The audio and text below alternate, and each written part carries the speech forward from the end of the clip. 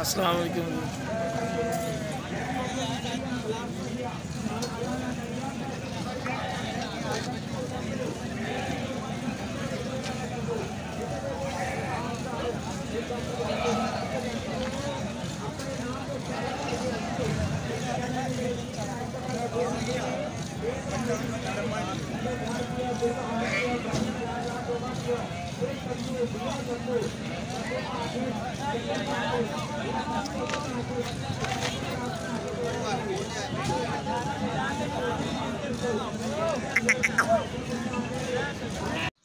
अस्सलाम वालेकुम भाई साहब माशाल्लाह बकरा खड़ोता है पर मान तो ज़्यादा ही उसी घाट ना हो तो पूरा मान ज़रूर है पिया।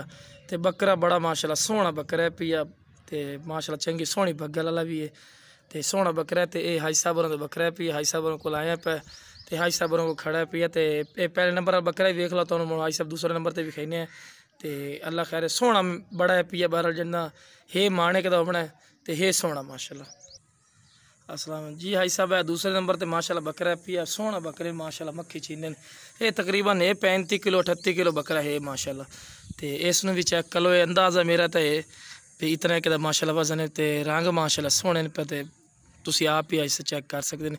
दूसरे नंबर पर हाई साहब नाल थोड़ी मैं गल भी करवा सकदा कि जितने तो देंगे या नहीं करते मैं कर लेना उन्होंने। तो माशाल्लाह बकरे सोहने माशाल्लाह।